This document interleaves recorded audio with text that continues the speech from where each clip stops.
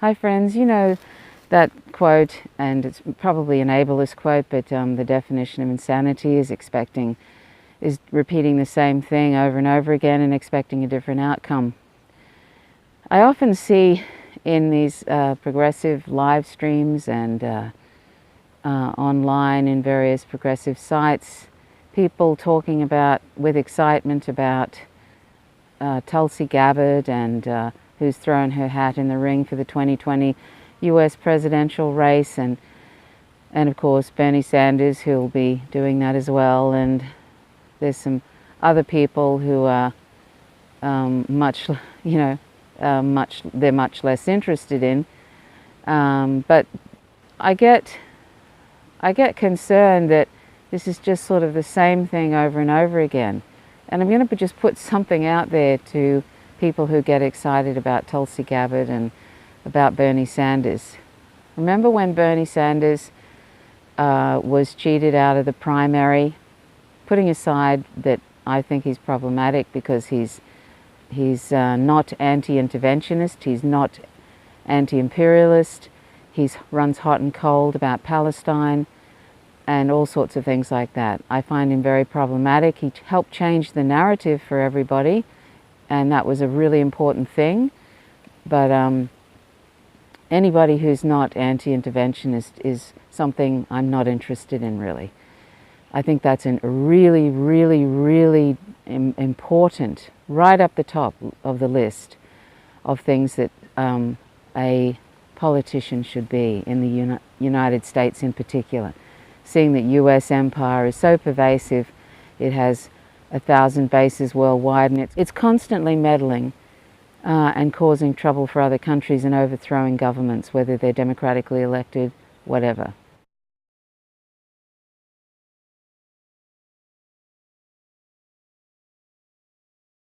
So if a politician is not anti-interventionist, not anti-imperialist, not anti-war, or like Tulsi Gabbard takes a bet both ways and sort of says like she's anti-interventionist on some accounts and she's not on others. See, that's not okay. You know, you either are or you aren't, because anything that US empire meddles in is always problematic. Always. There isn't anything that they meddle in and pretend that they're doing things for humanitarian rights. There isn't anything that they do, really, since World War II in particular, that has not been really problematic for other countries. So Tulsi Gabbard taking a bet both ways and sort of, I'm an anti-interventionist on some things and I'm not on others. That's not okay. Bernie Sanders is like that too. Well, actually, he's less like that even. He's mostly interventionist. And I don't know where Tulsi Gabbard stands on Palestine either. So anyway, these are really problematic things, and a lot of progressives just seem to bypass it. Doesn't seem to really factor into it a whole lot. That's problematic, and I don't know why. I don't know why a lot of progressives that doesn't seem to bother them. The other thing, of course, is if they understand the operational reality of the economy, a sovereign economy, which Bernie Sanders does understand, except that he keeps talking in ways that demonstrate that he doesn't understand it. Ocasio-Cortez understands it. She's worked with Dr. Stephanie Kelton, who was Bernie Sanders' economic advisor in the 2016 presidential bid. And Stephanie Kelton is a promoter of MMT, which is simply a description of the operational reality of a sovereign economy. There's nothing that's implemented, it's nothing that's created or anything, it's just something it's a description of how things are.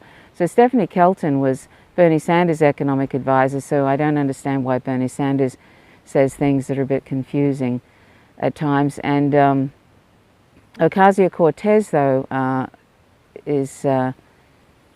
she understands the issues about the economy, that federal taxes don't fund spending, which is something that's put out over and over again. You'll hear it over and over again by various politicians stating that federal taxes fund spending, that your tax dollars in a sovereign economy, that your tax dollars fund, you know, the military, and they fund Medicare and all these kind of things. I hear it here all the time. If you look up Stephanie Kelton on YouTube, I can't explain it nowhere near as well as Stephanie Kelton or the site Real Progressives on Facebook, or a whole bunch of other people, Fidel Kaboob, and there's a whole bunch of people who can explain it, Steve Grumbine, and a whole bunch of people, but I can't do that. But what I know enough to know that federal taxes don't fund spending, and when politicians say we need to tax the rich to be able to afford all these nice things, that's absolutely nonsense. And so that's why it's very important for people to understand the operational reality of the economy, in other words, MMT. And I implore you to look into Dr. Stephanie Kelton's work. There's heaps of it on Twitter. And there's one called Stephanie Kelton, The Public Purse. Look that up, and it explains what exactly funds Medicare for all, the military, and it's all the same. It's not tax dollars.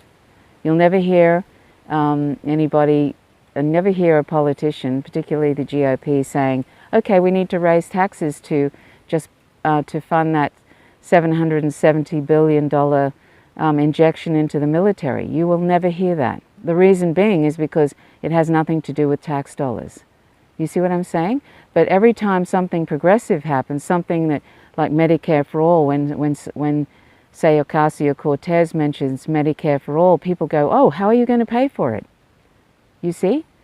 When it's something that benefits the public, you'll always hear news, you know, you'll always hear the media ask, oh, how are you going to pay for it? Or you'll, you know, trying to trip people up.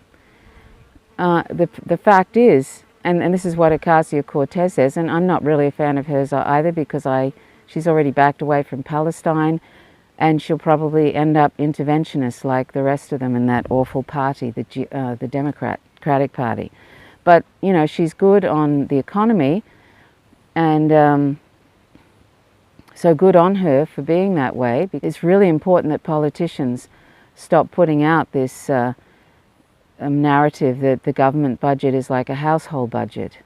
You know, when you have a sovereign economy, it's a currency issuer, and it literally can never go broke, because it's the one that creates this currency. Not meaning printing it out, it's digital keystrokes. It creates it and puts it out. The Congress holds the purse strings, and if they want to fund something like something in the military, they go ahead and do it. They don't have to think, oh my goodness, what am I going to do? We don't have enough tax dollars. They don't do that. They just go ahead and fund it. But when it comes to things like Medicare for all, they don't do that, because they're owned by corporations, they're owned by lobbyists, and they're not interested in the public. It's an inverted totalitarian state, so they're not interested in the public. So that's why you'll never hear them say, oh, we need to raise taxes on the rich to fund the military, because federal taxes do not fund spending. And by the way, before anybody goes, oh, but what about inflation, or that's some sort of a cult, really look into Dr. Stephanie Kelton. You can find her at stephaniekelton.com, and look at all her various her various videos where she explains this. Please keep an open mind, because if there's one thing we know, the mainstream media and politicians don't tell the truth about things. And when it comes to the economy, a lot of politicians are absolutely ignorant, and that includes economists who keep pushing these old economic ideas that are no longer applicable. I know it sounds bizarre, but it's one of those things. When I first heard about this on Real Progressives, and by the way, Ocasio-Cortez has been on Real Progressives, and she's talked to people on that program who've talked to her about MMT, and they are closely associated with Stephanie Kelton. You know, when I first heard this, it's completely different to what you're being told all the time via politicians, that federal taxes fund spending. And it's kind of a shock, and it sounds sort of counterintuitive, and it also is it almost sounds counterintuitive when people say, when people sort of, you know how the politicians like to talk about the government budget as if it's like a household budget, where it's not. A household budget, we have to, you know, make checks and balances. We have to, you know, sort of, if we spend too much, you know, and we're in the red, that's really bad. But when the government does it, it's different. A deficit is nothing to be afraid of. In fact, when you have, and this is why you'll never see the GOP worrying about the deficit, because they know, they won't talk about this, but they know that the deficit can be really huge, but it actually, of course you can't have an eternal growing deficit, really. It's not a great thing, and I don't pretend to know all of this, right? But I know that a deficit is an important thing, and it's nothing to be afraid of when it comes to spending. It's important that, you know, when you spend on the public and there's a deficit, it's a good thing. And they don't worry when they spend on the military, and they spend trillions of dollars on the military. You don't hear them talking about concern for the deficit, do you? On other occasions, you might hear them showing concern for the deficit when it suits them, but it's really nothing to be afraid of. And you can find all that out, as I said, from Stephanie Kelton. Okay, so anyway, Ocasio-Cortez knows all of this, and that's why. And this is one of the reasons why all these news sources and some of the people in the Democratic Party are trying to bag her, because she knows how to spend on the public, and she knows that it's not about taxing the rich. It's not an either or. If you spend money on the military, it doesn't mean that there is no money to spend on the public, right? Even though military spending is a really bad thing, but it's not an either-or thing.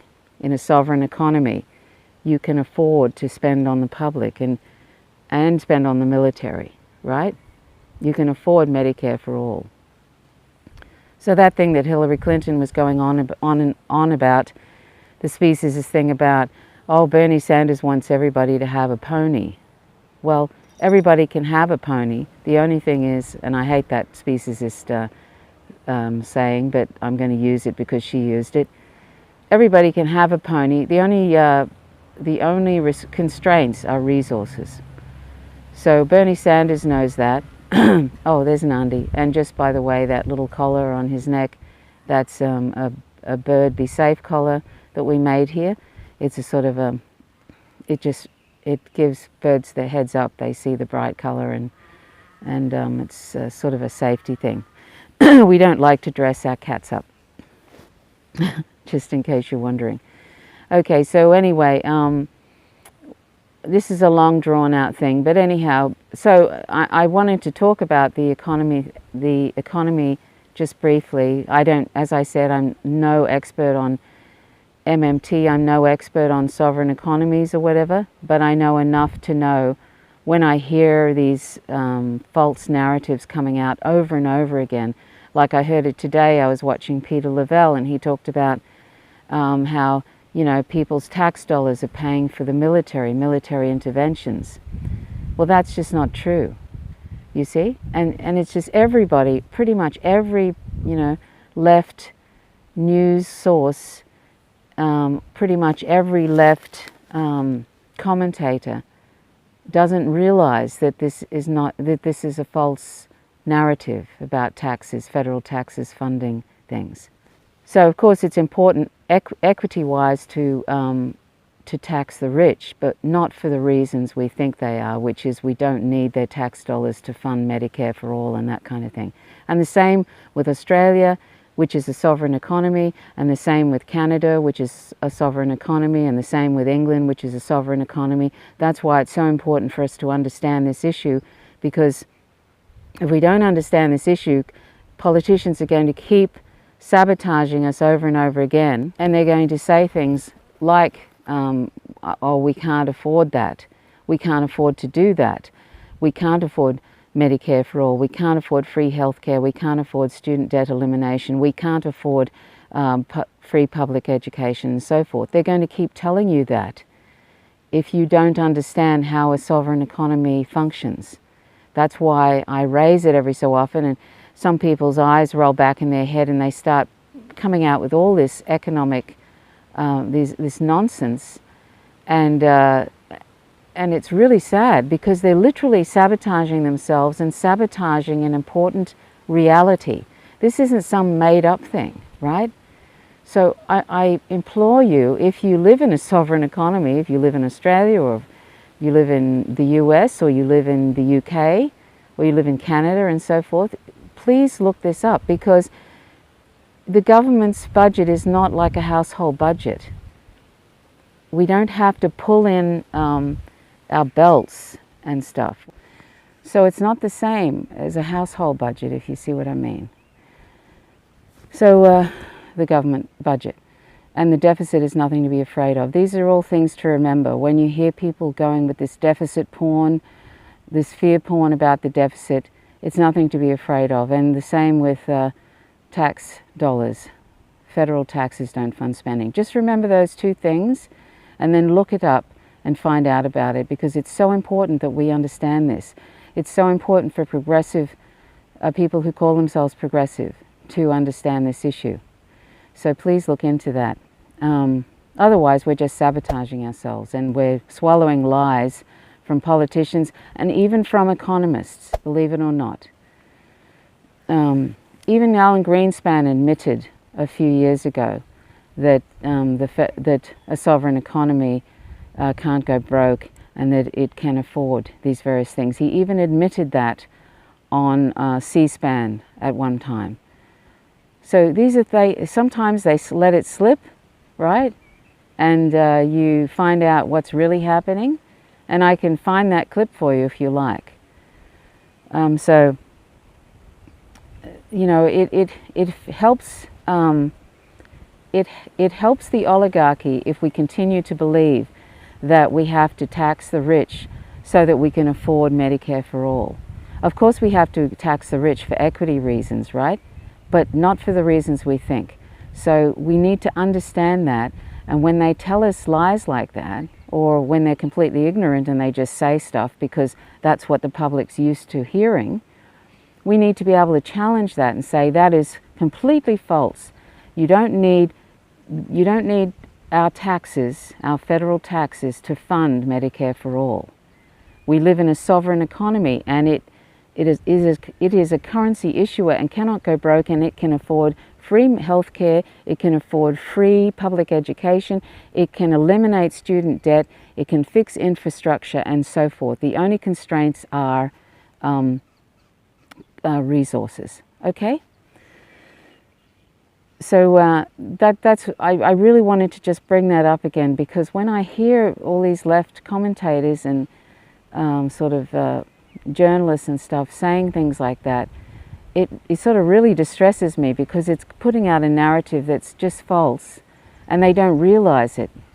The only person I know of who's actually really caught on to that is Graham Elwood from he's called the Political Vigilante, and you can check out his YouTube channel, and he's interviewed a few people about this issue.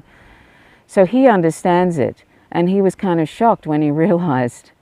And Jimmy Dore's show has had Stephanie Kelton on, but I don't think he's quite grasped this issue yet. I think he's too busy, and he hasn't really taken the time to listen enough to it. And I hope that he does, because he has so many followers now, and it's so important that we understand this. Anyway, I'm getting off the track, and the thing was, when I started off, I was talking about, you know, it makes me sad when I see these live streams and there's a whole bunch of people going, oh, Tulsi 2020, Bernie Tulsi 2020, and so forth. And I just think, just remember this, that Bernie Sanders had the primary stolen from him, and he didn't challenge it. He knew it had been stolen from him, and he didn't challenge it. And if it happens again, which it will, because the DNC admitted in that lawsuit that they can just, they're quite entitled. They're quite entitled to pick whomever they want as their presidential candidate. They don't have any problem ignoring what the public wants in the primary. So, you know, this should say something to you. Why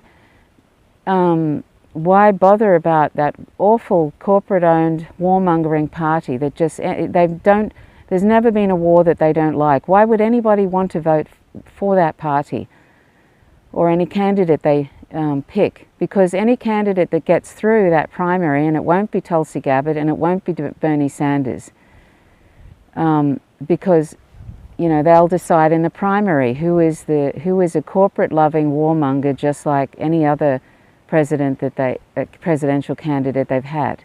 And as I said, you know, Bernie Sanders and Tulsi Gabbard are not anti-interventionist. You know, you can't be a little bit of this and a little bit of that. You either are or you aren't. And you either recognize how dangerous the US empire is, and like, you know, so they're not going to get through. You have to be a full-on warmonger, and you have to love AIPAC. You have to be pro-Israel, right? You have to be pro-Israel, and you have to be happy to give Israel, apartheid Israel, $10 million a day. You have to be fine with Big Pharma, and you have to be, most of anybody that gets through has usually taken super PAC money. They've taken lobbyist money. How do you think Nancy Pelosi is worth $100 million plus? Because she's a great fundraiser, and she takes lots and lots of lobbyist money, and also they do a certain amount of insider trading, because they get the heads up in these bills and they can do sort of insider trading. These people are loaded, and they're oligarchs, and they have no interest in the public. And so when I see things like Bernie and Tulsi 2020, I think, have you completely forgotten? Have you forgotten what happened in 2016? That Bernie Sanders had the primary stolen from him, and he never challenged it, even though he knew they'd stolen it. Why would he challenge it again? And let's face it, he's no rose garden. He's not. So, you know, he might know about MMT, but he's all over the place. He's like a dog's breakfast, as the saying goes. So, and Tulsi Gabbard, you know, and this is the thing. This is something to also remember. William Blum, who died recently, he was a historian and an author, and really dedicated to writing about the US empire. And William Blum, I'm going to post, I'll include a little bit of what he said about the US empire and how it's just all about world domination. Now that sounds kind of very Hitleresque, but it's true. World domination is what they're all about, by any means necessary. And William Blum said, if I was president, I would, withdraw all the troops, I'd stop all the wars, I think he said I'd make reparations. And then, this is when, if he got elected, and then he said on the 5th day, I'd be assassinated. Because that would be completely unacceptable, and they'd have to get rid of you, basically. Violence is never far removed from US policy. Let me summarize something for the benefit of our listeners. Since 1946, the United States has attempted to overthrow more than 50 foreign governments. In that same time period, it has attempted to assassinate more than 50 foreign leaders. It has bombed the people of 30 countries. It has suppressed revolutionary parties in at least 20 nations. And there's more to that. I forget my other factor on my list. This is a record unparalleled in all of human history. And there's no reason to think it's changing or will change, except if some superior force comes on the scene and can actually defeat the United States. Because Russia has the two characteristics of an enemy which Washington cannot tolerate. One, it has very powerful military capabilities, and two, it is not a client of Washington's policies. It's not a great admirer of the empire. The same applies to China. That's all it takes. You don't admire us and you have a military force. That's all it takes to be a major enemy of Washington. Washington is not looking for peace or war. It's looking for domination. And if they can achieve domination peacefully, that's fine. If they can't, they'll use war. It's that simple. Washington, as I mentioned before, has bombed more than 30 countries. Why would they stop now? Iran is a definite target of the US and of Israel. And it's very understandable that Iran would want to have advanced missile defense systems. Now, you've written in one of your books, The Rogue State, that if you were president, you'd end all US foreign intervention at once. Can the US do that? I mean, is it that simple? The US left Iraq and look what happened. If I were the president, yes, that's what I would do. I would do all kinds of things. And then I add, the portion you're quoting, I add at the end of that paragraph, on my 5th day in office, I would be assassinated. So that's what happens to people who want to challenge the empire's policies. But I would have a great time for the first few days. The U.S. is created ISIS. Let me point this out. Up until a short while ago, there were 4 major states in the Middle East and in South Asia which were secular. The U.S. invaded Iraq, then invaded Libya and overthrew that secular government. And then it's been in the process now for some years attempting to overthrow the secular government of Syria. Is it any wonder that the Middle East and South Asia have been taken over by religious fanatics? All the possible enemies and barriers to that have been wiped out by Washington. Why will they stop now? Listen, I must tell you something, and all your listeners. At one time in the 1980s, Afghanistan had a progressive government where women had full rights. Full rights. They even wore miniskirts. And you know what happened to that government? The United States of America overthrew it. So please do not tell me about the U.S. policy helping the girls or the women of Afghanistan. We are the great enemy of the females of Afghanistan. The world is in a terrible position. The world had a chance 20, 30 years ago to stop the U.S. from all these interventions. If NATO had been closed the way the Warsaw Pact was closed, the Soviet Union closed down the Warsaw Pact with the understanding or the expectation that NATO would also go out of business. But the U.S. did not do that. And so they cheated again. And it's too late now. I don't know what to say. I don't know what to say to save the world now. There's a whole, there's all those conspiracies about was it Robert Kennedy or John F. Kennedy? John F. Kennedy, sorry, and his assassination. One of them was that he said he was going to completely dismantle the CIA, and that's a complete no-no. And the other thing which came out was that he was going to withdraw everything from Vietnam, all the troops, and it was going to actually sort of end that war intervention. And that's completely, all these corporations that are reliant on that war continuing, whether it's the arms manufacturers, whether it's the airlines who fly all the troops around, a whole bunch of people had a whole lot of riding on him continuing on that war. And so, they're quite happy to knock people off. I think the deep state and the CIA or whomever knocked him off. I'm not going to go into that, and that's not a conspiracy theory. That's really, it's sort of the thing that's up in the air is exactly who did it, but I think we kind of pretty much know who has the most to lose from wars coming to an end or you know, the dismantling of the CIA. I mean, they wouldn't want that to happen. So, I mean, the CIA literally gives presidents their talking points. Mike Morrell, who used to be, I think he was acting director or a director, he even admitted that on TV, that they go in and talk to the president every day and pretty much give them their talking points, you know, their instructions. So, you know, the CIA is almost pretty much running the country, really.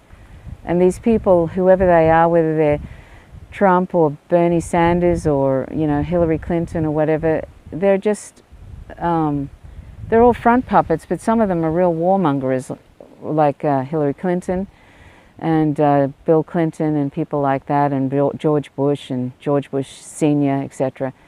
Some people are real warmongers, so they're happy to be led around. That's why they got where they were. So it just sort of, you know, if you call yourself progressive, you have to care about the end of this empire and its interventions and its meddling and its overthrowing governments. We have to care about that because it's destroying everything. It's just like, if you follow what's going on globally, if you follow what's happening to Venezuela and how they put these crippling sanctions, and I invite you to watch the Empire Files. I know I mention it often, but that's because it's a great program. Abby Martin and Michael Preisner have done some great, a great couple of programs just recently about Trump and his interventionist exploits. And, you know, everybody sort of makes out like he's some sort of anti-interventionist. He's not. He totally isn't. So check those programs out, just the recent ones. Today is January the 14th, 2019. Check out the recent ones from that time on the Empire Files. Anyway, so, you know, we have to be anti-interventionists. If we call ourselves progressive, you have to be. If you only care about one issue, or if you only care about issues that affect you, then that is a real problem. You know, there has to be a grassroots movement against this interventionism and this warmongering. There has to be a grassroots movement. I talk about this regularly, but there has to be. And you know, for us to be really on the left, you have to be anti-interventionist, anti-war. And you can't just ignore it when somebody like Tulsi Gabbard says something interventionist one day, but then may not say it another day. Or, you know, when Bernie Sanders is putting out anti-Russian propaganda videos, which he has done on a few occasions, you know, it's terrible. And people should be really disturbed about it. If people are putting out anti-Russian propaganda, because it's going to lead to a nuclear war. You know, it's no longer it's past it's a real Cold War now between Russia and the US and China. They're rattling sabers at China and Russia, and they've pulled out all the stops now with, you know, withdrawing from nuclear treaties and such. And, you know, when you have weapons of mass destruction, and you keep developing them, and you keep making more and more, at some point you're going to want to use them. And the US wants to use those limited, what they call limited nuclear weapons, which is supposed to be only sort of create a certain amount of damage. They want to use them, and they're going to use them. So, you know, we have to be anti-interventionist, because until this empire, this US empire with its 1,000 bases and its constant warmongering and putting and trying to get any country that isn't one of their colonies, kind of thing, like Australia, trying to get any country that doesn't submit to them to submit by any means necessary. Economic sanctions are war. You know, they're trying to get, you know, any Latin American country that hasn't submitted to them, they're trying to get them to submit through economic sanctions, and if that doesn't work, then they'll actually invade, and they're trying to do that with Iran. They've been trying to do that for years. all these different secular countries, you know, Syria, they won't stop at anything. We have to be anti-war. And I'm going to put a list of all the interventions that the US has participated in. Just check it out. It's really crazy. Okay, so anyway, so it's something to think about, that when you see people going Bernie and Tulsi 2020 and all this kind of thing, just remember that those people are interventionists, but also and the other people like Gillibrand and Warren and all those people, they're corporate owned, and Kamala Harris, she's corporate owned, and you know that if she wins, she'll just be just like Obama, a female Obama. She'll expand more wars and be as hawkish as the rest of them. But just remember, you know, it's not okay for people to be interventionist. And if they're not interventionists, they're not going to get through to be a presidential pick, you know, for that god-awful party, the Democratic Party. If they're not interventionists, they're not going to be picked. And if they do happen to get through, it'll be a complete fluke. And if they are anti-interventionists, they'll be assassinated, basically. So, for goodness sake, I don't think, if you're watching this channel, I doubt you'd be voting for either big party, major party. But I mean, I just see all this, you know, this fuss about Tulsi Gabbard, and I just think, God, this is just like 2016 all over again. You know? It's scary. I just think, God, has everybody just had amnesia? And are they so desperate that once again they're willing to overlook all these, that they are interventionists? Or if what is worse, they don't care. That people who call themselves progressive don't care if they're interventionist. And I think in many cases that's true, and that's really unfortunate. So anyway, my point is that, you know, that insanity quote, as ableist as it might be, of doing the same thing over and over again, here it goes again.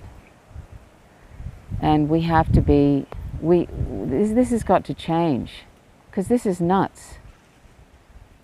So anyhow, that's all I wanted to say. So please click the subscribe button if you haven't subscribed, if you like the content, and please hit the like button, leave a comment if you like, and please click the notifications bell, otherwise you won't receive any notifications when there's a new video.